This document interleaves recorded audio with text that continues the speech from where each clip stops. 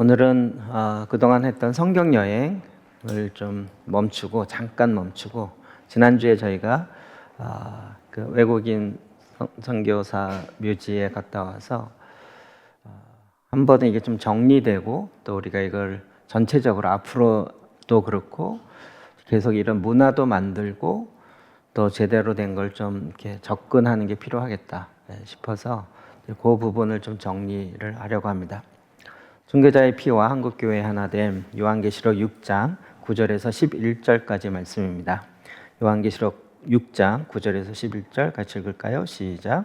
다섯째 인을 떼실 때에 내가 보니 하나님의 말씀과 그들이 가진 증거로 말미암아 죽임을 당한 영혼들이 제단 아래에 있어 큰 소리로 불러 이르되 거룩하고 참되신 대주제여 땅에 거하는 자들을 심판하여 우리 피를 갚아주지 아니하시기를 어느 때까지 하시려 하나이까 하니 각각 그들에게 흰 두루마기를 주시며 이르시되 아직 잠시 동안 쉬되 그들의 동무 종들과 형제들도 자기처럼 죽임을 당하여 그 수가 차기까지 하라 하시더라. 아멘.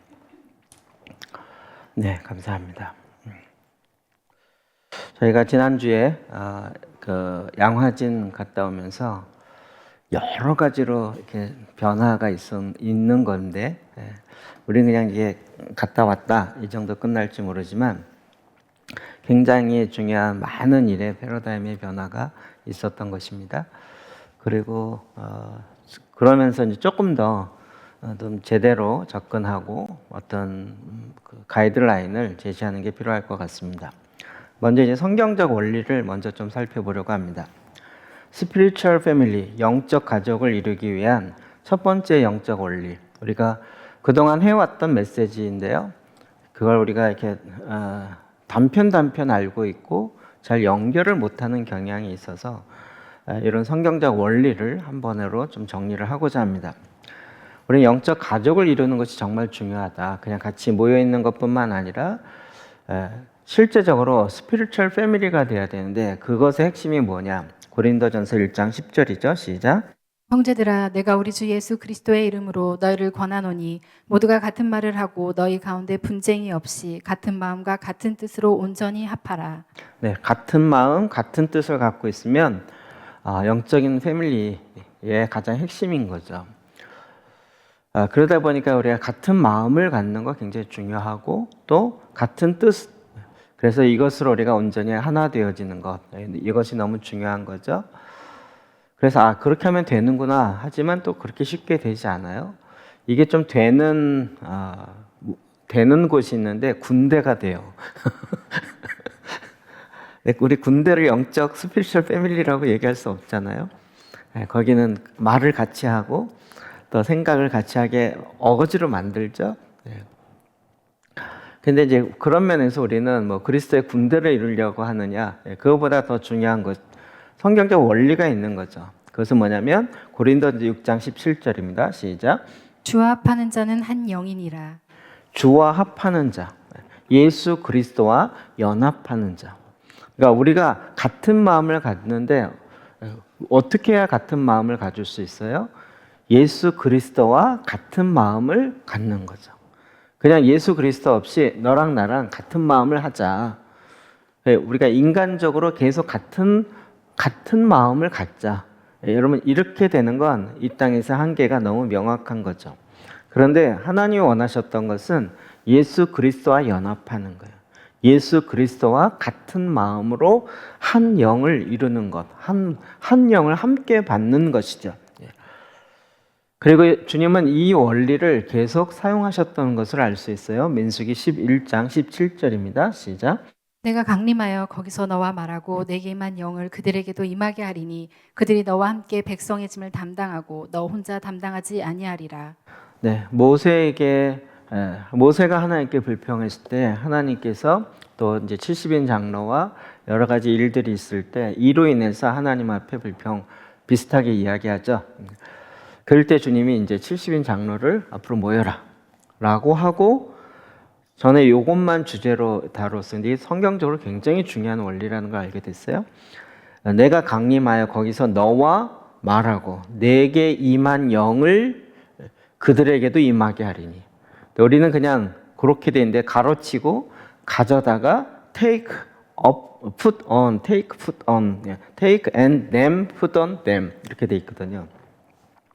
그러니까 모세에게 임한 영, 모세에게 하나님이 하나님의 영을 부었는데 모세에게 부어진 그 영을 하나님이 가져다가 70인 장로에게도 그들에게도 임하게 한다는 거예요. 그러니까 모세에게 임한 영과 70인 장로님들에게 임한 영이 다를 수가 없는 거죠. 이것이 굉장히 중요한 원리라고 이야기했어요. 그래서 교회적으로도 하나님이 그 교회를 처음 시작하신 그분에게 기름 붓고 그 일을 그 다음에 하는 사람들에게 또 기름 부음을 가져다가 또 부어서 같은 영으로 흘러갈 수 있게 하는 거다. 이건 나라적으로도 마찬가지고 하나의 단체 또 개인에게 있어서도 다 마찬가지 이야기인 거죠. 우리는 그냥 하나님의 영만 임하면 된다 이렇게 되는데 그것이 아니라 정말 하나님이 그렇게 하기 원하셨던 그 영을 부으셔야 되는 거죠. 이게 이제 한국 교회의 대를 이어 내려가는 부분에 있어서도 마찬가지로 중요하다는 것이에요. 결국 우리 나라적인 측면에서 볼 때에도 하나님께서 초기에 신앙생활을 했던 믿음의 사람들 또 그들에게 복음을 증거했던 선교사들의 그들에게 임했던 영이 굉장히 중요하다라는 원리를 알 수 있어요. 우리가 그냥 시작됐다 이렇게 전혀 결코 될 수가 없거든요. 그런 측면에서 우리가 처음에 우리에게 그 하나님의 말씀이 주어지고 주님의 성령이 부어질 때 그들에게 임한 영이 무엇이었고 그분들은 또 어떤 상황에서 어떻게 오고 사역했고 또 그때 어떤 상황이었는가 이것을 이해하고 알면서 그 영을 함께 가는 것이 너무 중요하다라는 거예요. 에베소 2장 18, 19, 20절 볼까요? 시작. 이는 그로 말미암아 우리 둘이 한 성령 안에서 아버지께 나아감을 얻게 하려 하심이라. 그러므로 이제부터 너희는 외인도 아니요 나그네도 아니요 오직 성도들과 동일한 시민이요 하나님의 권속이라. 너희는 사도들과 선지자들의 터 위에 세우심을 입은 자라. 그리스도 예수께서 친히 모퉁이 돌이 되셨느니라. 굉장히 중요한 메시지가 많이 있어요. 제일 그 중에 18절이 전제죠. 이는 그로 말미암아 예수 그리스도로 말미암아 우리 둘이 한 성령 안에서 하나님 아버지 앞에 나가 있어요. 이방인이나 유대인이나 다 하나님 앞에 나아갈 수 있는데 그것은 예수 그리스도로 말미암아 그의 피를 의지해서 나갈 수 있고 또한 한 성령 안에서 나아가게 되는 거죠. 그러므로 우리도 이제부터는 외인도 아니요 나그네도 아니요 오직 성도들과 동일한 시민이요 하늘의 권석이 뭐라 그랬죠? 이게 가족, 하늘의 가족이라는 거예요. 한 영으로 한 피로 하나님 아버지 앞에 나아가는. 그러니까 우리가 무조건 하나 되자 하나일세 이렇게 해서 되는 것이 아니라 동일한 영을 동일하게 받고 또 동일하게 하나님 하늘의 가족으로 실제 아버지가 원하는 것을 우리가 함께 듣고 함께 나아가는 이 작업이 필요한 거죠. 그런데 하나님의 이 일을 함에 있어서 20절 너희는 사도들과 선지자의 터 위에 세우심을 입은 자라. 사도들과 선지자의 터 위에 세움을 입었어요. 이게 신약의 굉장히 혁명적인 얘기죠. 우리는 지금은 이게 조금 그래도 인정되는 부분이 있지만 당시로 볼 때는 사도들의 터 위에 교회가 세워졌다? 이거 진짜 큰일 날 얘기예요. 왜요? 12지파가 있었는데 그 지파에다가 12사도의 그리고 선지자의 터 위에 세우심을 입었다? 굉장히 도전적이라는 거 아시겠죠? 일반 유대인 이스라엘의 시스템 자체가 다 지파별로 돼 있는. 물론 이제 그게 포로 시대에서 많이 무너져고 했지만 하나님이 이제 새롭게 새로운 신약의 새로운 스피리추얼 패밀리를 만들어 감에 있어서 기초를 놓았는데 그 기초를 사도들과 선지자의 터 위에 세우심을 받았어요. 자, 우리는 여기서 이제 누가 사도냐 이 이야기에 논쟁이 한국 교회에 많이 있었고 그게 이제 신사도 운동과 연결되어서 굉장히 혼잡해 있다라는 걸 익히 잘 알고 있어요. 근데 하나님은 사도, 그냥 우리는 자꾸 누가 사도냐, 목사냐, 이거 타이틀에 목숨을 거는 경향이 있지만, 제가 누누이 얘기하지만, 사도적 사역은 훨씬 더 힘들어요. 예, 목숨을 걸어야 될 정도예요. 그렇게 사도적 사역 위에, 그거 위에 하나님이, 그 터 위에 하나님이 교회를 세우신다는 거죠. 그리스도 예수께서 친히 모퉁이 돌이 되셨어요. 이 모든 것에 그리스도 예수께서 모퉁이 돌이 되셔서, 그러니까 한국 교회에도 그냥 맨 땅에 훅 세워졌다. 우리는 이렇게 생각하죠. 선교사 복음 전하고 그 복음 반응해서 예수 믿게 돼서, 그래서 뭐 장대현 교회 세워지고, 또 이제 남한에 내려와서 세문안 교회 세워지고, 뭐 이런 식의 생각을 하잖아요. 근데 그것의 제일 밑바탕에 뭐가 있어요?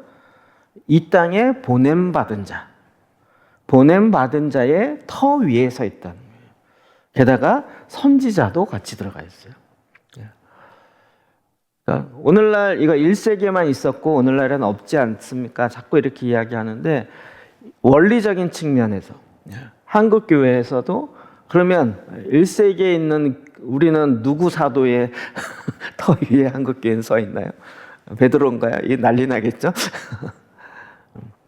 근데 이곳에 보냄받은 자, 그러니까 원리적인 측면에서 이곳에 보냄받은 자, 그리고 이곳에 가라고 말씀하고, 여러분 그 당시에 제가 몇 번 이야기 드렸지만, 미국에서, 카나다에서, 호주에서 특히 선교사님 주로 왔는데, 미국에서 올 때, 한국 올 때 몇 개월 걸렸어요? 배 타고 오는데 석 달 걸렸어요. 배 시간. 오늘날처럼 쫙 가는 것도 아니고요. 배에서만 석 달, 두 달, 석 달 걸려서 와요. 그러니까 한번 고국 갔다 오죠. 그러면 어떻게 되는 거예요? 가는데 석 달, 오는데 석 달. 그러니까 반년이 가는 거죠, 반년이. 그럼에도 불구하고 이 땅에 이렇게 보냄받은 자의 터 위에 서 있다라는 거예요. 참 감사하게도 이 땅에 처음 보냄받은 그 선지자들이, 또 선교사님들이 굉장히, 우리가 살펴봐서 알겠지만 이단에서 온 게 아니고 굉장히 수준 있으신 분들이 대부분 왔어요. 속된 말로 수준 없는 분이 오신 게 아니에요. 살펴보니까 거의 그렇죠. 하나님이 그렇게 하신 여러 이유와 목적이 있는 거죠. 그러니까 우리가 그런 것들을 살피고 또 거기서부터 오는 그 기름 부음을 다시 회복해야 영적인 원리를 찾는다라는 거예요. 그런 면에서 한국 교회의 회복의 길은 순교자의 피의 호소를 우리가 다시 이해하고 받아들여서 그 터와 그 호소의 메시지가 뭔지를 알아야 된다라는 거예요. 오늘 본문으로 봤던 6장 요한계시 6장 9절 11절 다시 한번 볼까요? 시작. 다섯째 인을 떼실 때에 내가 보니 하나님의 말씀과 그들이 가진 증거로 말미암아 죽임을 당한 영혼들이 제단 아래에 있어 큰 소리로 불러 이르되 거룩하고 참되신 대주제여 땅에 거하는 자들을 심판하여 우리 피를 갚아주지 아니하시기를 어느 때까지 하시려 하나이까 하니, 각 그들에게 흰 두루마기를 주시며 이르시되 아직 잠시 동안 시대에 그들의 동무 종들과 형제들도 자기처럼 죽임을 당하여 그 수가 차기까지 하라 하시더라. 네. 요한계시록입니다. 물론 이건 1세기이죠. 그러나 그때 주었던 이 계시의 말씀이 얼마나 소중한지요. 죽임을 당한 영혼들이 제단 아래 있어. 이 제단은 어디일까요? 땅일까요? 하늘일까요? 죽음을 당한 영혼들이 땅일까요? 하늘일까요? 죽음을 당한 영혼이라고 자꾸 얘기하잖아요. 이 땅의 제단 아니라는 거 아시겠죠? 하나님 보좌 앞에 그 제단 아래에 있어서 큰 소리로 우리 피를 갚아주지 아니하시기를 어느 때까지 하시려 하나이까. 구약부터 시작해서 계속 그 피를 갚아달라고 호소하는 그 이야기가 있는 거죠. 그랬더니 주님 뭐라 그랬어요? 파란 거만 읽으면 죽임을 당하여 그 수가 차기까지 좀 더 기다리라는 거예요. 자, 우리 외국인 선교사님들 그 묘지 가보니까 대부분 1900 초, 1900년도 초 아니면 1800년도 후반 그때 들어와서 그 초반에 이제 그렇게 된 거죠. 그러니까 만약에 하나님께서 이때 알았다, 내가 지금 갚으마 1세기에 딱 했으면 지금 우리나라는 뭐 한국 사람이 구원받는 사람 없을 것 같아요. 하나님이 참는 이유가 아시겠죠. 금방 아시겠죠. 그 다음에 죽임을 당한 그 수가 차기까지.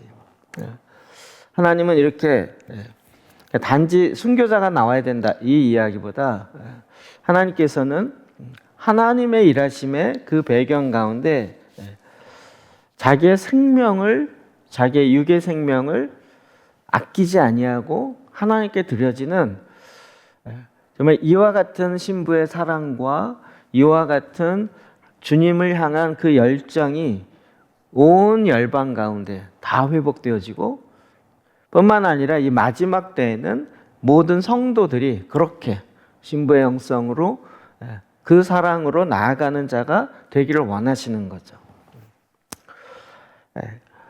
그러면서 이 영적 원리가 있다는 걸 첫 번째로 알고요. 그러면서 순교자의 피가 감당하는 성경에서의 메시지 있어요. 첫 번째로는 아벨의 순교죠. 우리는 아벨을 순교라고 잘 안 봐요. 근데 성경은 그렇게 이야기를 하고 있어요. 자, 그거부터 살펴보면 창세기 4장 10절이요. 시작. 이르시되 내가 무엇을 하였느냐 내 아우의 핏소리가 땅에서부터 내게 호소하느니라. 예. 핏소리가 땅에서부터 내게 호소한다. 예. 아벨의 피만 그럴까요? 아벨이 하나님께 제대로 온전한 예배를 드리다가 잘못해서가 아니라 온전한 예배를 드리다가 결국은 형에게 맞아 이렇게 죽는 일이 일어난 거죠. 그런데 그 피가 땅에서 호소하는 거예요. 히브리서에 보면 이 아벨의 이 사건을 이야기를 하고 있어요. 11장 4절입니다. 시작. 믿음으로 아벨은 가인보다 더 나은 제사를 하나님께 드림으로 의로운 자라 하시는 증거를 얻었으니 하나님이 그 예물에 대하여 증언하심이라. 그가 죽었으나 그 믿음으로써 지금도 말하느니라. 그가 죽었으나 그 믿음으로써 지금도 말하느니라. 아벨은 가인보다 더 나은 제사를 하나님께 드림으로 의로운 자라 하는 증거를 얻었다는 거예요. 하나님을 예배하고 결국 여러분 순교와 관련돼서는 예배와도 굉장히 긴밀한 관계가 있다는 것을 알 수 있어요. 그는 죽었지만 그 믿음으로써 하나님 그 믿음으로써 지금도 증언하고 있고 그 피의 호소를 계속 올릴 수 있게 되는 거죠. 이건 정말 중요한 가치예요. 가치. 그냥 순교자의 그 죽음과 피가 너무 가치 있다. 이거를 의미를 좀 따져보면 그 피의 호소가 끊임없이 올라간다는 거죠. 하나님 보호자 앞에서 계속 그러니까 내 이 억울한 죽음을 풀어주십시오. 이 얘기가 아닌 거죠.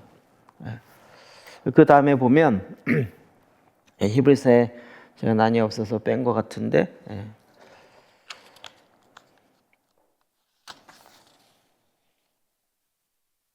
다음에 하죠. 히브리서 12장 24절 볼까요? 시작. 새 언약의 증보자이신 예수와 및 아벨의 피보다 더 나은 것을 말하는 뿌린 피니라. 우리는 아벨의 피에서 멈추는 경향이 있고 그런데 예수 그리스도의 피도 땅에서 계속 호소하시겠죠. 예수님의 피도 그런 면에서 순교의 피고 사실은 아벨의 피보다 더 나은 것을 말하는 뿌린 피가 되는 거예요. 뿌린 피가 되어서 끊임없이 외치고 호소하고 있는 거죠. 그런 면에서 우리는 이 순교와 또 순교자의 피의 그 호소를 듣고 알아야 될 필요성을 절감하는 거예요. 뿐만 아니라 저는 이게 우리에게 또 팁을 알려주신 거였는데 한마디였어요. 한국교회는 순교자의 그 피를 다시 이어받아야 된다. 이 한마디. 그걸 찾는 여정을 계속 갖고 있는 거거든요. 자, 누가복음 11장 51절 볼까요? 시작. 곧 아벨의 피로부터 제단과 성전 사이에서 죽임을 당한 사가랴의 피까지 하리라. 내가 너에게 이르노니 과연 이 세대가 담당하리라. 아벨의 피부터 시작해서 그 당시 이 누가복음이 기록됐을 당시에 공인되어진 순교자, 즉 사가랴의 피, 그는 제단에서 성전 제단에서 결국은 거기서 죽어요. 세례 요한의 아버지. 그러니까 정말 하나님께서 이 모든 것을 다 가장 강력하게 기억하고 계신 거예요. 이게는 구약에도 있습니다. 시편 116편 15절이요. 시작. 그의 경건한 자들의 죽음은 여호와께서 보시기에 귀중한 것이로다. 그냥 경건한 자가 죽었기 때문에 애통하면서 귀하게 여긴다.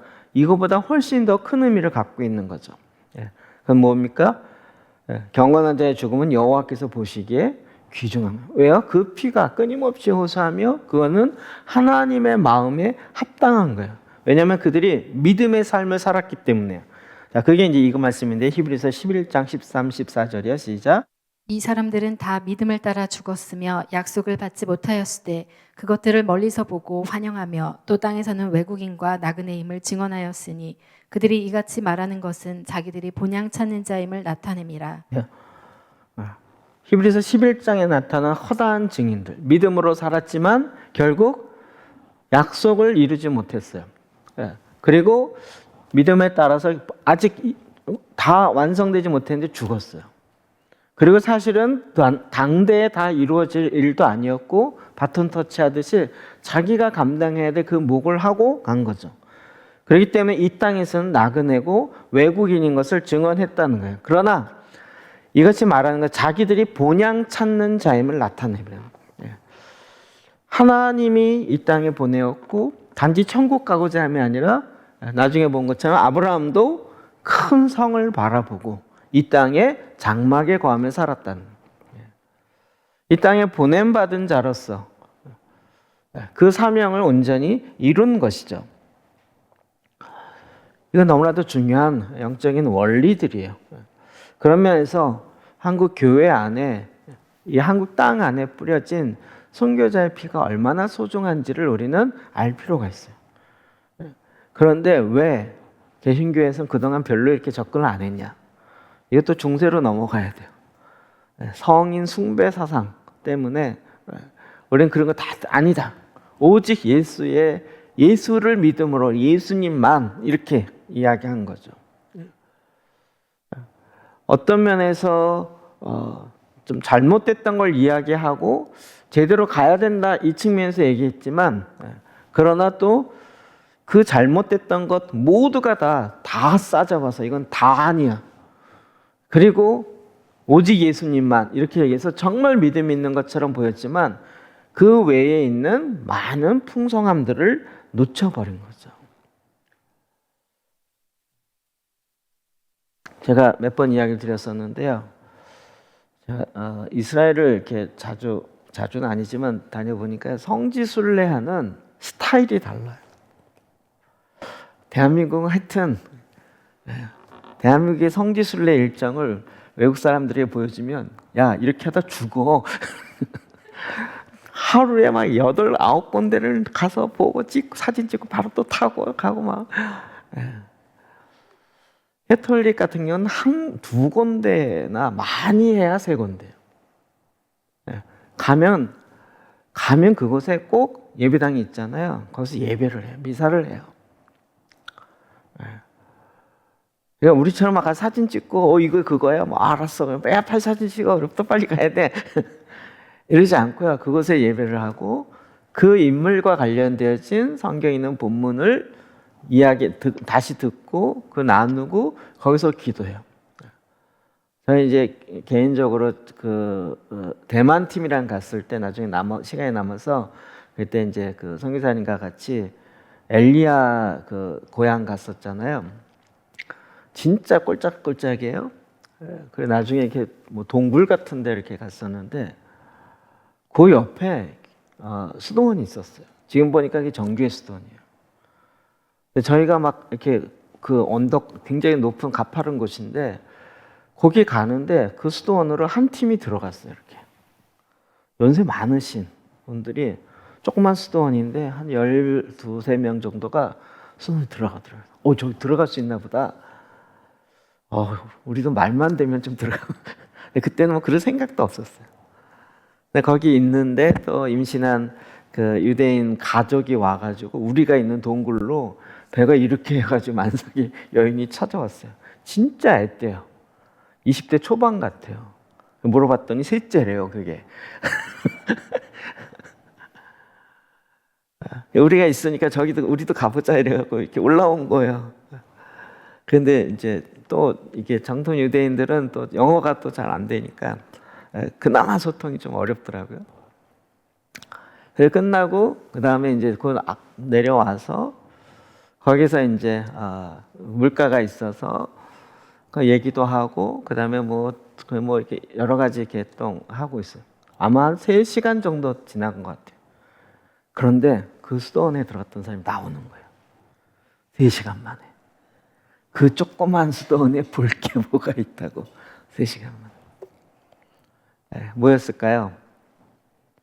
여러분 가는 곳마다 보는 것에 집중하는 것이 아니라 그 선교사와 그 인물과 그에게 부어졌던 기름 부으심을 받아야 돼요. 그냥 주세요라고 이렇게 죽고 툭 찍고 머리에다 자기가 발라서 이렇게 되는 게 아니고요. 정말 그에게 부어졌던 그 기름 부으심, 함께 예배하고 그리고 그 안에 깊이 기도하고 그에게 부어졌던 하나님의 그 기름 부으심을 그를 통해 우리에게 알려줬던 그것을 받는 시간을 갖는 거예요. 우리도 한번 그렇게 갑시다 했는데 아직 못 이루었어요. 처음 가면 일단 많이 봐야 되잖아요. 하나라도 더 봐야 돼. 이거 있잖아. 하나라도 더 봐야 돼. 이거 있잖아. 우리가 이제 아직 이게 좀 이렇게 잘 이런 부분이 익숙하지 않고 성경적 근거나 원리를 잘 모르는 부분이죠. 자, 그러나 요한일서 2장 20절, 27절 볼까요? 시작. 너희는 거룩하신 자에게서 기름 부음을 받고 모든 것을 아느니라. 너희는 주께 받은 바 기름 부음이 너희 안에 거하나니 아무도 너희를 가르칠 필요가 없고 오직 그의 기름 부음이 모든 것을 너희에게 가르치며 또 참되고 거짓이 없으니 너희를 가르치신 그대로 주 안에 거하라. 아멘. 기름 부음이 너희 안에 거한다. 아까 얘기한 것처럼 그 첫 모세에게 부었던 주의 영을 그의 장로들에게도 하나님이 가져다가 부은 것처럼 그런 기름 부으심을 첫 세대에 부어주시고 또 그런 기름 부으심을 통하여 하나님이 이루고자 하는 하나님의 그 깨달음, 하나님의 인도하심을 그들이 받고 한 걸음 한 걸음 걸어가는 거죠. 이번에 저희 갔을 때는 설명 안 했는데 양화진의 그 원산 부흥의 첫 번째 시작한 하디 선교사의 묘가 거기 있어요. 그래서 보통 한국의 초기에 이번에 제가 강화 갔을 때 처음 들은 얘기예요. 그런데 그럴만해요. 평양대 부흥 1907년에 평양대 부흥만 우리는 알고 있는데 그거는 장로교 부흥이라 이렇게 얘기하더라고요. 1903년에 원산에 하디 선교사의 부흥이 먼저 있었어요. 회개하고 기도하면서 그 하디 선교사가 그 다음부터 선교사님들과 함께 기도하면서 계속 기도에 이 불이 일어나기 시작하고 이것과 1907년이 같이 연결된 거죠. 그다음에 1915년에 강화도의 마리산에 부흥이 성령의 강한 일하심이 있었고 그분들이 그걸 어떻게 할까요?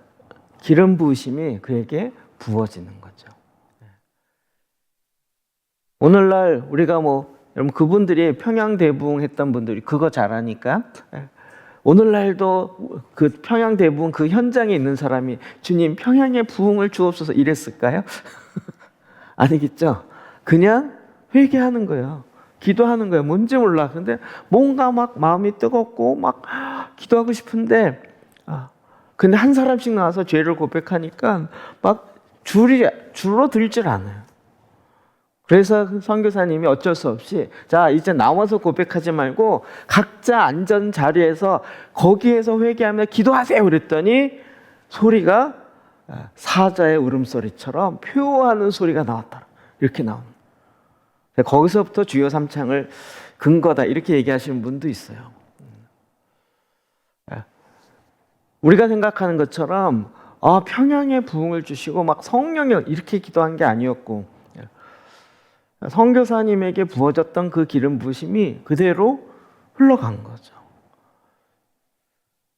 그러니까 이분들이 정말 그 말씀에 근거해서 살아낸 거예요. 그리고 그 말씀대로 회개하고 그 회개할 그 일들을 위해서 정말 멀리까지도 찾아가서 회개하고, 그럼 그와 같은 기름 부심이 흘러갔던 거죠. 열왕기하 13장 21절 볼까요? 시작. 마침 사람을 장사하는 자들이 그 도적대를 보고 그의 시체를 엘리사의 묘실에 들이던지매 시체가 엘리사의 뼈에 닿자 곧 회생하여 일어섰더라. 아멘. 성경에 나오는 놀라운 사건이죠. 도적대를 보고 그의 시체를 엘리사의 묘실, 우리는 우리식의 묘 생각해요. 이렇게 분봉 있고 거기서 어떻게 시체를 던지지? 이런 거 생각하는데 유대인의 묘를 생각하세요? 기억나시죠? 대림구유나 아니면 그쪽 거의 석회암 지역이라 그렇게 아니라 이렇게 층층이 시신을 갖다 놓잖아요. 이렇게 그런 것처럼 엘리사의 묘실에 도적들의 그 시신을 던졌더니 시체가 엘리사의 뼈에 닿자 곧 회생하여 일어섰더라. 엘리사의 뼈에 닿으니. 이 성경적 근거 굉장히 중요한 부분이에요. 이거 정말 개신교에서는 이만큼도 인정할 수 없는 부분이에요. 그런데 개신교만 그래요. 캐톨릭이나 정교에서는 그래서 그 성인들의 뼈를 거기에 기름 부으심이 있다. 그래서 그 뼈를 굉장히 존중하게 여기고 굉장히 귀하게 여겨요. 여러분 배 타고 다니는 그 이탈리아 위에 베네치아인가요?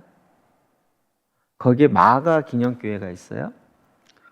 저는 이런 배경 전혀 몰랐었는데 그 마가 기념교회에서 거기에 마가 무덤이 있나 보다 이렇게 생각했어요. 그래서 거기 이탈리아 북쪽에 왜 마가의 무덤이 있지? 이런 거예요. 그랬더니 이제 스토리가 쭉 나오더라고요. 원래 어디 있었어요? 이집트 알렉산드리아에 있었는데 그 베네치아 상인이 가서 어떻게 하면 이걸 할 것인가. 그래갖고 그 시신을 훔쳐다가 돼지 거기다가 넣어가지고 훔쳐다가 갖다 놨다는 거 아니에요. 그래서 제가 이렇게까지 해? 왜냐하면 근거가 없으니까. 뭔가 여기 쓸만한 아주 귀한 모멘텀이 있어야 되는데 그게 없으니까 훔쳐다가. 그래서 지금도 밑에 있다 그래요.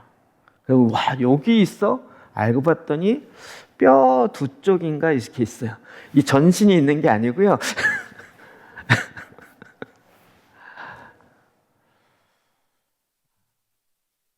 얼마 전에 한 몇 년 됐지만 한국 캐톨릭에서 난리가 났었어요.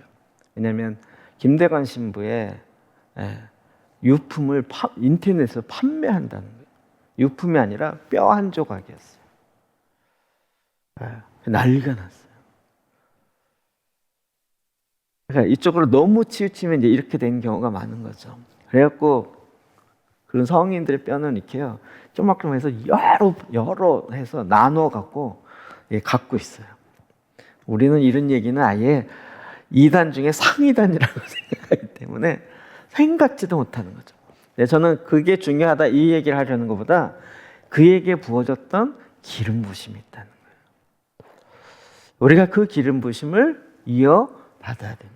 한국 교회에 흘려진 순교자의 피의 기름 부심을 우리가 이어야 된다. 이 얘기에 반대할 수 있는 사람 아무도 없어요. 그렇지 않을까요? 여러분, 저는 이제 자주 가보니까 그 양화진도 들으면서 자꾸 이렇게 이해해야 돼요. 저는 맨날 언더우드만 배웠어요. 언더우드. 왜 그럴까요? 장로교라. 저희 형은 중학교를 배제학당 나왔는데 맨날 아펜셀로만 얘기해요. 그때는 왜 몰랐어요? 왜 그럴까요? 감리교니까. 교단마다 다른 거예요. 근데 여러분 그 당시 선교지에서 장로교, 감리교 이렇게 했을까요? 안 그랬어요. 선교사님들이 다 합의를 해갖고 이 선교지를 어떻게 할 것인가. 그래서 그런 거 싸울 필요 없이 경쟁할 필요 없이 지역을 나누자. 여기는 감리교가 하고 여긴 장로교가 하고 이렇게 나누었어요. 그래서 어느 지역은 장로교가 많고 어느 지역은 인천과 강화도 이쪽은 감리교가 많아요. 싸우지 않았어요. 함께 하나님의 주신 마음을 같이 나누었던 거죠. 그와 같은 기름 부으심이 한국교회에 다시 풀어져야 되는 거예요. 근데 우리는 이런 부분 전혀 모르는, 그리고 이렇게 접근조차를 하지 않았던 거죠. 그래서 양화진 같은 경우 저는 처음에 한 몇 번 가보고는요, 그때는 가이드도 없었고 묘지만 이렇게 딱 보고 돌아오면 끝이었어요. 그냥 가서 누구 묘지인지도 알기도 힘들고, 그리고 뭐 그걸 다 이렇게 배운 것도 아니고, 봐서 그냥 이거 언더우드 묘지래. 와, 언더우드 여기 있네. 이러면서 그냥 이거 내가 아는 인물 하나 나왔다, 이 정도였죠. 그런데 이제 100주년 기념 사업, 100주년 기념 재단이 세워지면서 기독교 100주년 됐을 때 우리 어떤 사업을 할 것인가. 그 중에 하나가 양화진의 선교사 묘지와 선교자의 이걸 다시 살리는 이 사업을 했어요. 나중에 그건 설명드릴게요. 자, 이건 이제 굉장히 중요한 것 중에 하나는, 여러분 하나님께서 그 시대를 감당할 수 있는 그 기름 부으심을 첩보 스타트하는 사람들 통해 이루어요. 여러분 이게 성경에 나오는 사도행전에 나온 것 중에 하나는 사도행전 13장 1절 2절입니다. 시작. 안디옥 교회에 선지자들과 교사들이 있으니 곧 바나바와 니게르라 하는 시므온과 구레네 사람 루기오와 분봉왕 헤롯의 젖동생 마나엔과 및 사울이라. 주를 섬겨 금식할 때에 성령이 이르시되 내가 불러 시키는 일을 위하여 바나바와 사울을 따로 세우라 하시니. 자, 사도행전 13장 이제 베드로를 중심으로 유대인 선교의 개념으로 가다가 이방인 선교로 넘어가는 그 상황이에요. 그러면서 1절에 보니까 안디옥 교회, 예루살렘과 사마리아 유대 지방이 아니고 그것을 뛰어넘어서 그 위쪽에 안디옥 교회의 선지자들, 초대교회 선지자 직분을 그냥 교회에서 갖고 있었어요.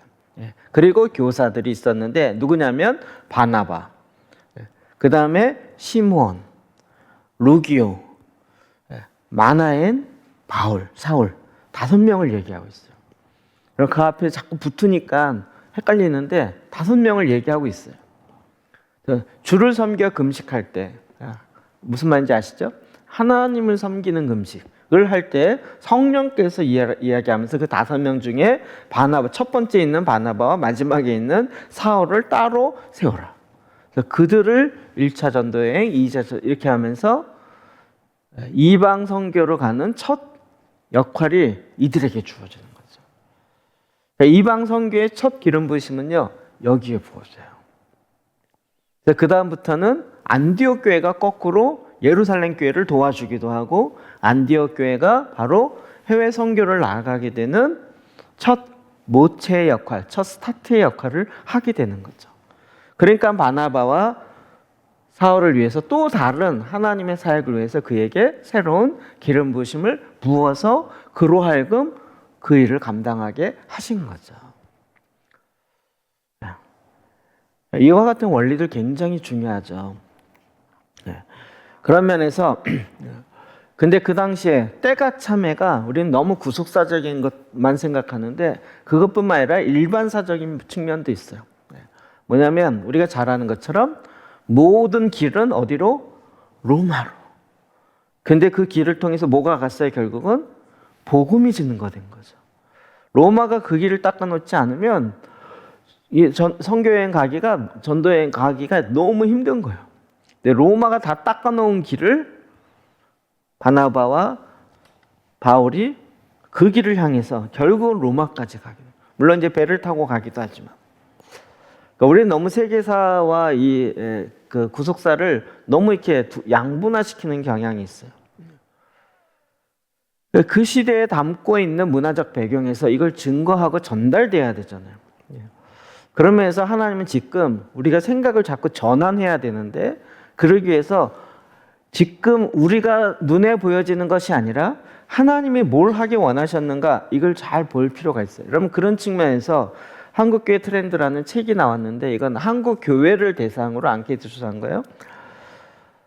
제가 이거 지난 주일날 했는데 뒷부분 잘못 설명했어요. 다시 이야기할게요. 2023년도에는 플로팅 크리스찬, 즉 무슨 얘기냐면 코로나 때문에 교회를 못 가니까 그래도 믿음 있고 열심히 있는 사람은 어떻게든지 신앙생활 해야 되잖아요. 그런데 본인 교회에서 유튜브나 이렇게 그 온라인 예배가 안 되면 어쩔 수 없죠. 그러니까 되는 교회에 가서 그 집에서 그 설교를 들었던 거죠. 나쁜 의미보다 예배를 드리기 위해서. 그리고 이게 플로팅 크리스찬이라고 그랬어요. 그러니까 30% 이상이 다른 교회 설교를 꾸준하게 듣는다는 거예요. 올해는요, OTT 크리스찬. OTT가 뭔지를 제가 잘 확실히 개념 정의를 안 해갖고 이번에 다시 찾아봤어요. OTT는 오버 더 탑이라는 거예요. 이게 무슨 얘기냐면 TOP를 넘어서 TOP 없이도라는 것인데요. 셋탑 박스. 어디서 많이 듣던 것 같지 않으세요? 셋톱 박스 안 드셨어요? 네, TV 할 때 셋톱 박스 나야 뭐 보잖아요. 이해되세요? 그 셋톱 박스를 얘기하는 거예요. 셋톱 박스가 없어도 영상이 왔다 갔다 해요.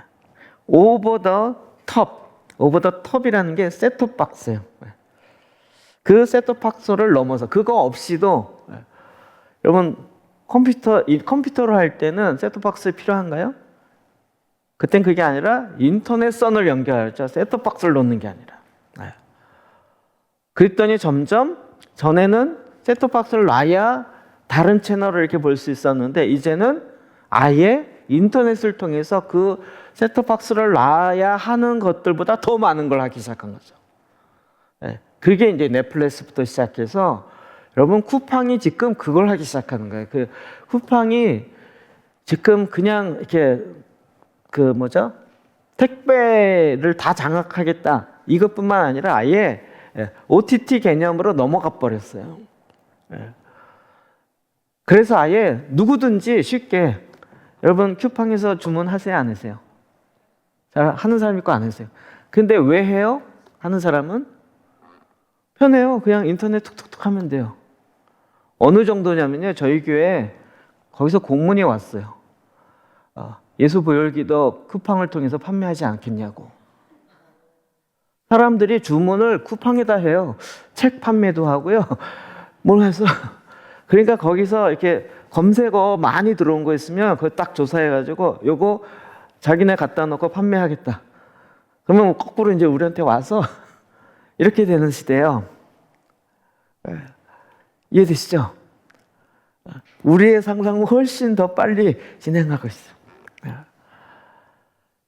그러니까 옛날 개념들이 지금 사라지는 거예요. 그러니까 그런 면에서 OTT 크리스찬은 뭐냐면 72% 이상이 OTT를 사용해요. 그러면 다 지금 제가 얘기하면 인터넷 검색 바로 해요. 찾아보고요. 그런 거 있어? 한국교회 트렌드 유튜브 바로 쳐보세요. 쭉 나와요. 책 나오고 인터뷰한 거 나오고 설교한 거 나오고. 이젠 그 옛날에는 인터넷 기독교 방송 이런 거 찾아서 나왔었어요. C3 TV 뭐 이런 거. 이런 얘기 아시나? 그때는 아예 교회만 열심히 봉사하셔가지고 모르시죠? 유명한 교회 그 전도 열심히 하시는 권사님이 자기 C3 TV가 날 살렸다 그래요. 코로나 전, 한 15년 전인데도. 한 교회 20-30년 뭐 넘게 다니니까 본인이 스스로 뭔가 한계를 느끼고 있었는데 C3가 나오면서 그게 이제 기독교 채널로 들어오면서 그거 듣기 시작한 거죠. 근데 이제는 그것도 뛰어넘어서 이 코로나 상황 자체가 우리로 하여금 전혀 다른 상황들로 넘어가게 했어요. 그러니까 OTT라는 것은 영화, TV 방영 프로그램, 미디어 콘텐츠, 인터넷을 통해 소비자에게 제공되는 서비스 이런 것들이에요. 심지어는 우리가 지금 인터넷 은행 계좌 같은 것도 다 핸드폰으로 하죠. 은행에 잘 안 가요. 그러니까 거의 이제 이런 상황이 된 거예요. 그러니까 지금 한국 기독교의 72%는 이걸 다 사용하고 있어요. 내가 뭐에 대해서 좀 듣고 싶다 그러면 전에는 그 교회에 찾아가거나 그 교회에 뭐 테이프를 듣거나 비디오를 보거나 아니면 그 교회만 있는 인터넷 방송에 홈페이지에 링크된 걸 들어야 되는데 지금은 홈페이지를 통해서 설교를 링크하지 않아요, 아예. 저희 교회도 그렇지만 유튜브 채널이 따로 있어갖고요. 홈페이지도 놓긴 놔요. 이건 광고성으로 넣는 거지. 유튜브예요. 저희 교회 유튜브 채널이 지금 거의 7,000명 가까이 돼요. 거기에 이제 팔로우 이렇게 해서 가는 거예요. 이런 시대가 됐다는 거예요. 그러면 우리는 이게 자꾸 문제다. 인터넷 포스트 코로나 끝난 다음에 이런 문제다 그러는데 사실은 그걸 좀 뒤집어서 긍정적으로 보면 우리는 한국 교회는 굉장히 공동체적 있어요. 이 사회 자체가 집단주의적 문화가 있기 때문에 집단주의적 문화에서 계속 우리가 들었던 얘기는 뭐죠? 뭉치면 흩어지면 죽고 뭉쳐지면 산다. 거꾸로 흩어지면 죽고 뭉쳐야 산다 이거죠. 뭉쳐야 산다. 그런데 코로나 때는 이걸 못했어요. 뭉치면 어떻게 돼요? 모이면 퍼지니까 안 돼. 흩어져. 이 용어 자체가 바뀌어야만 했어요. 흩어져야만 살고 뭉치면 죽는다. 이거를 2년 동안 했더니 이제 흩어져서 하는 게 아예 익숙해져 버렸어요. 그걸 교육하려면 2년이 아니라 10년 이상 걸렸을지 모르는데 자기가 스스로 알아서 하다 보니까요. 그래서 아예 문화 중에 굉장히 크게 바뀐 건 전에는 무슨 훈련을 받는다, 뭘 한다 그러면 그 공동체에서 하는 거에 그 교회나 거기 가야 됐고 그렇게 했어야 돼요. 근데 이제는요, 그게 다 개인으로 가요. 게다가 그게 OTP로 딱 되니까요. 그냥 개인이 인터넷 할 수 있는 시스템으로 바뀌어야 돼요. 그리고 기존에 뭘 하셨던 분들은 그 시스템으로 안 갈 수가 없어요. 저희 교회도 지금 스쿨이 다 이 인터넷 시스템으로 다 바뀐 거잖아요. 물론 그럼에도 불구하고 그냥 아무나 들어올 수 있게 오픈하진 않죠. 왜요? 인격적인 교제와 실제적인 기름 부으심과 이게 같이 가야 되기 때문에 그러니까 실습 중심으로 가기 때문에 거기다 그걸 걸어 놓은 거죠. 이게 굉장히 긍정적인 것 중에 하나는 여태까지 한국 교회는요 굉장히 집단적이었어요. 개인은 안 되는데 집단적인 것에 같이 하고 있으면 나는 하고 있는 거야 이렇게 착각하고 있었어요. 근데 그게 딱 멈춰버리니까 다들 충격이었다가 그래도 살아남으려고 이렇게 하다 보니까 결국은 개인의 중요성들을 알게 된 거죠. 제가 이게 한 8년 전인가 금요철야 때 기도하면서 딱 이렇게 들어왔던 것 중에 하나가요. 대부분의 교회 표어가 교회 중심의 표예요. 예배하는 교회 그러면 개인이 예배하는 게 아니라 교회 예배를 어떻게 할 것인가. 다 그런 식이에요. 그런데 개인 중심으로 중심축이 바뀌어지면서 개인이 어떻게 예배할까로 변화되는 거예요. 사회는 이렇게 바뀌어가고 있고 이미 교회도 바뀌어갔어요. 근데 이게 놓쳐버린다는 거예요. 근데 이게 잘못이냐 잘하냐 이걸 따지기보다는 지금 우리가 살아남아야 될 뿐만 아니라 이 땅에 오히려 긍정적 영향력을 미쳐야 되잖아요. 저는 이제 목회자 중심적인 훈련, 목회자가 집중적으로 훈련시키는 거기에서 중심에서 각 개인이 열심으로 찾아다니는 그런 시스템으로 바뀌었어요. 여러분이 지금 그런 거예요. 이 산성교회 열심히 쫓아다니고 또 제가 왜 양화진 가는 게 패러다임 시프트냐면 옛날 같으면 가려면 어떻게 해야 돼요? 대형 버스 빌려다가 몇 시까지 오세요. 그러면 같이 타고 또 가서 보고 몇 시까지 다시 모이세요. 또 그러면 또 식당도 또 알아봐야 돼. 50명이 먹었으니 식당 또 예약해 놓고 거기 가서 몇 시까지 먹고 또 다시 돌아와서 그러면 또 중간에 또 간식 먹을 수 있는 또 뭐 봉지에다 또 요구르트 하나 넣고 과일 하나 사다 넣고. 근데 이번엔 그렇게 하질 않아요. 왜요? 이미 개인주의화 돼 있어요. 그냥 거기에 10시까지 모입니다. 각자 알아서 오세요. 각자 알아서 와요. 뿐만 아니라 이젠 각 개인이 그게 다 돼 있어요. 그 끝난 다음에도 각 소그룹별로 돼 있어요. 2024년에 중요한 키워드가 소그룹이었어요. 교회가 소그룹이 있어야 된다. 우리는 교회뿐만 아니라 선교회 자체도 그렇게 만들어 갔잖아요. 스쿨도 그랬고.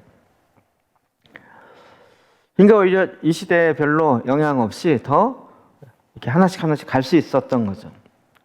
그래서 집단적인 훈련에서 개별적인 삶으로 훈련으로 지금 바뀌고 있어요. 전에는 전 교인이 가서 전 교인 수련회, 전 교인 뭐 재직 세미나 뭐 이렇게 꼭 이렇게 갔어요. 이제 가면 갈수록 한 개인이 그렇게 살아내느냐, 한 개인이 그렇게 살고 있느냐 이런 거죠.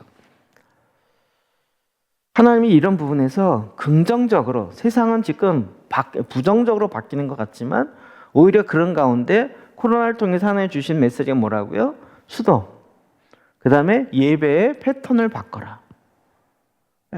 긍정적으로 볼 때 하나님이 집단적인 예배, 교회에서 졸고 있어도 교회에 와야 된다라는 것에서 정말 예배의 삶을 살고 있느냐 이렇게 바뀐 거잖아요. 자, 여러분이 이번에 갔던 곳에 기독교 순교자 박물관 앞에 보시겠어요? 영상과 한번 연결을 해보시죠. 제가 홈페이지를 찾았어요. 한국 기독교 순교자 기념관. 이게 첫 번째예요, 사실은. 보시면 딱 뜨죠. 용인에 있어요. 리모델링 싹 하고요. 여기 보면 한국 기독교 순교자 기념관 해서 용인에 있어요. 여기를 먼저 가려고 그랬는데 일단 용인 서울에 있고 그래서 그 양화진을 먼저 간 거죠. 잘 돼 있죠. 리모델링 싹 했어요. 그리고 운영 자체도 이제 재단이 운영하는 쪽으로. 전에는 막 개인이 운영하고 이러다 보니까 되게 이런 거 운영하기가 쉽지가 않아요. 그래서 여기서 보시면 이제 뭐 다 돼 있어요. 온라인으로 신청하고 안내책자 다운받고 그 다음에 광람 안내 전시 자료실 뭐 이런 식으로 해서요. 홈페이지 들어가 보시면 그대로 다 있어요. 여러분 그 페이지에 올려놨어요. 그 다음에 양화진. 제가 미리 보고라 그랬죠. 영상을 하나씩 보고 오라고. 양화진. 영어로도 돼 있고. 이거 왜 안 팝업이 왜 안 없어지냐? 여러분 가보시면서 어떠세요? 이거구나. 팝업 창이 왜 안 없어지냐?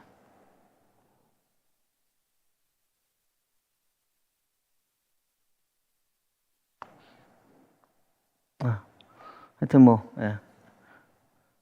여기 보시면 선교사 이야기, 여러분 우리가 아는 그 선교사님들 소개 영상 다 있어요.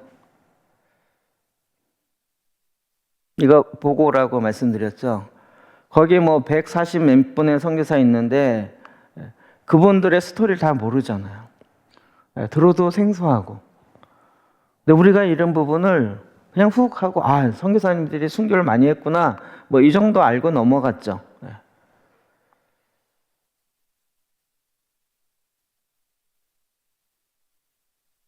근데 이것뿐만 아니라요. 그런 면에서 한국교회가 이 역사와 이런 걸 기름 부음을 받고 이런 것들에 전혀 개념이 없었어요. 조선 회상이라는 책, 홀 기억나시나요? 3대째 가족이 묶여있는 의사 집안. 그분의 전집이요.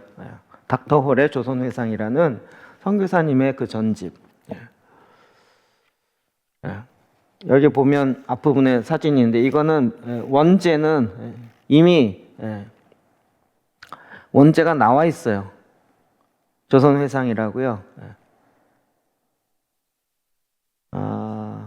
닥터 셔도 홀은 허버트 워치 감독이 일본, 한국 감리교구의 주재 감독으로 있을 때 그 밑에 선교사로 일했는데 106세의 나이로 그 감독은 69년 4월 4일 세상을 떠났고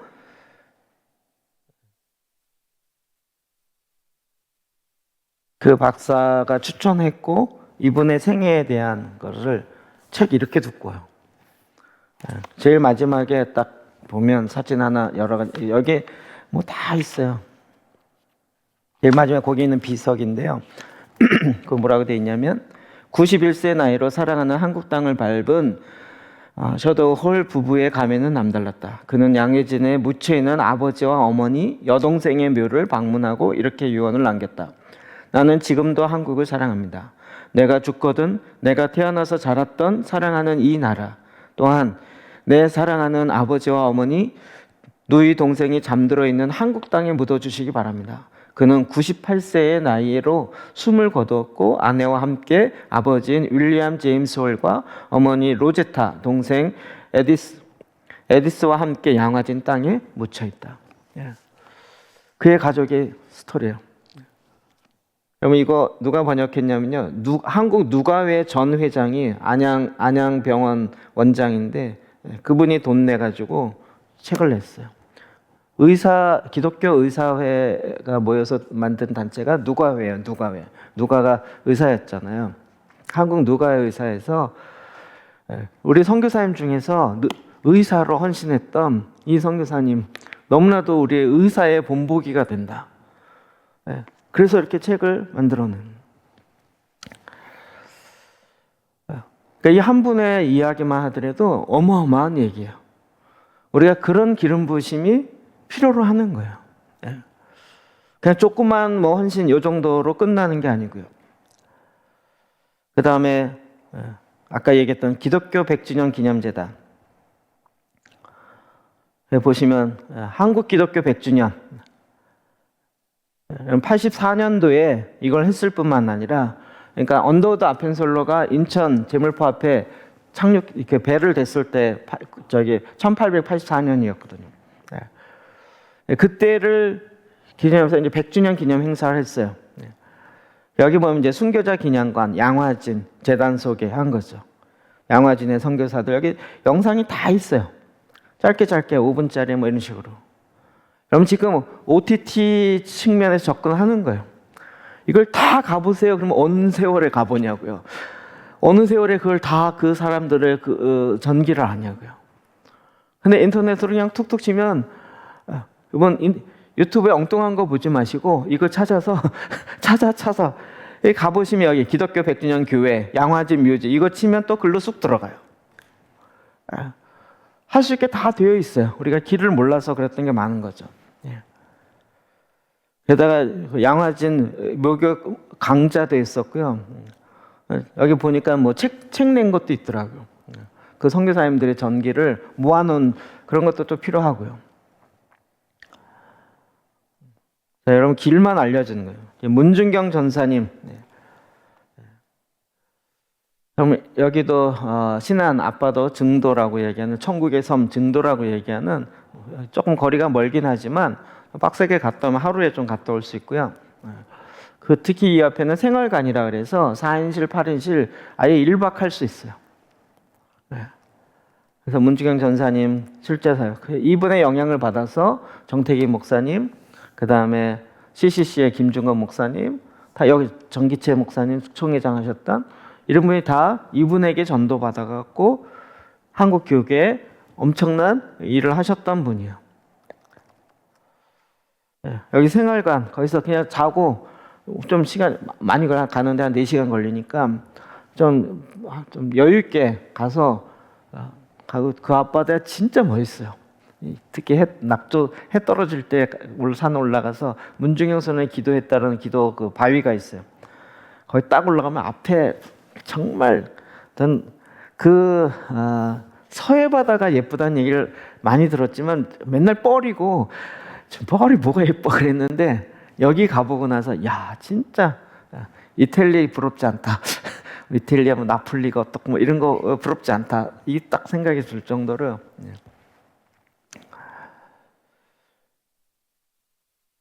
손양원 목사님, 애양원 교회도 있고, 이거 뭐 한국 교회 너무나도 유명한 상황이니까 애양원과 여기 순교자 기념관. 자, 이거 진짜 20년 전인가 휴가 때 그때 이제 부목사 하면서 휴가 때 잠깐 들렸다가 그때 뭘 잘못 먹고 체해가지고 이때 정말 엄청 고생했던 거예요. 애양원. 뭐 다 지금 가볼 수 있어요. 야월교회 이거는 홈페이지가 없어요. 순교자 기념관 전 교인이 다 순교했어요. 한국에 되게 많아요. 지난번에 잠깐 얘기했지만 굳이 도망갈 수 있었는데도 불구하고 도망갔다가 찾아와서 나도 순교하겠다고. 여러분 그게 그냥 될까요? 그냥 객기로 나도 한번 죽어보자 이렇게 될까요? 그렇지 않아요. 하나님이 부어줬던 그 사랑과 그 기름 부심이 있었던 거예요. 이거 말고도요, 한국 기독교 박물관 이거요 숭실대에 있는 숭실 유니버시티 AC라는 건 그 학교 뒤에는 AC가 붙어요. 기독교 숭실대에 있는 기독교 박물관 굉장히 크고 여기 자료도 되게 많아요. 가면 많이 볼 수 있고요. 성서 국제 성서 박물관 인천에 있는 거 집어넣어 갔다 한번 봤는데 되게 잘 해놨어요. 인천에서 가까워요. 주한 감리교회 그 목사님이 워낙 자료를 많이 성경과 관련된 만들어 놓은 것들이요. 세계 성막 복음센터 여기는 성막 때문에 전 한 10번 이상 갔어요. 뭐 그냥 보시면 그냥 아는 세계 성막 복음센터. 정말 제가 한국에 가볼 만한 데 되게 많아요. 여기 정말 성막 크기 사이즈 그대로 해서 그게 실내 안에 딱 들어가 있어 갖고요. 이게 어떤 분위기에 어떤 감이구나 금방 알 수 있어요. 그리고 강화도 기독교 역사 기념관 아직 홈페이지가 없더라고요. 우리가 지금 이 처음에 부어졌던 기름 부심을 이렇게 회복할 게 너무 많아요. 강화도요. 거기도 옆에 좀만 가면 이런데 그 좀 지방 먼 곳은 가면 1박 하셔도 되고요. 그러면서 새로운 문화를 좀 만들어낼 수 있는 것 같아요. 전에는 굉장히 취약하고 이런 게 잘 안 되는데 지금은 뭐 경제가 좀 발전해서 그런지 박물관 잘 만들어놨고 설명도 잘 해놨고 가기 전에 미리 이렇게 조사만 해봐도 이런 곳이구나 알 수 있어요. 그래서 거기에서 그 기름 부심을 받는다는 거죠. 우리가 이런 것도 이제 회복해야 돼요.